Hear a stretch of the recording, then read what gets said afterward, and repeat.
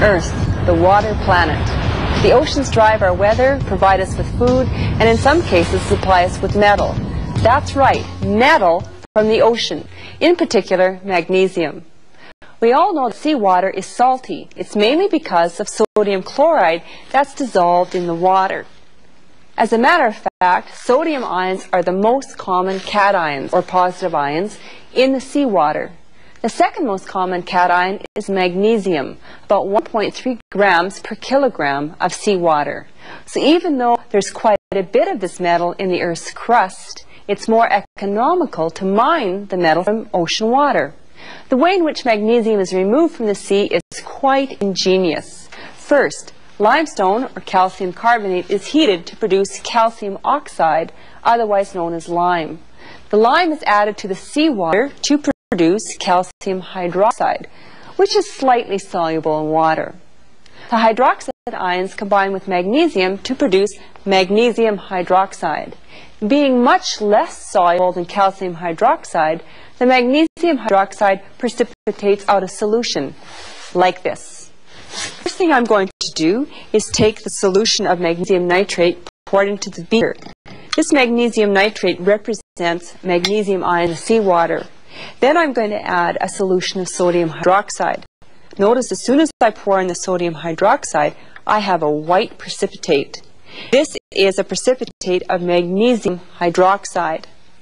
Now this precipitate has to be filtered, so I'm going to add it to this filtering system. I'll pour in my solution. Once this passes through, I will collect a filtrate of sodium nitrate, and in the filter paper I'll have a precipitate of magnesium hydroxide. Now the magnesium hydroxide was collected beforehand just to show you that I have this white slurry of magnesium hydroxide.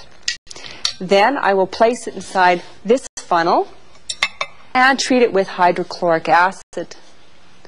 Pour the hydrochloric acid in, and then I will collect magnesium chloride and water.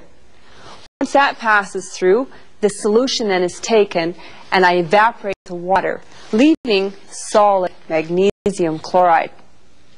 Next, this is heated to 714 degrees Celsius when it melts. It's then electrolyzed. The result of this electrolysis, as you can see, is molten magnesium. Notice I get chlorine as well as a product. When this is cooled and solidified, I have a strong, light, and very versatile metal. We'll see just how versatile next.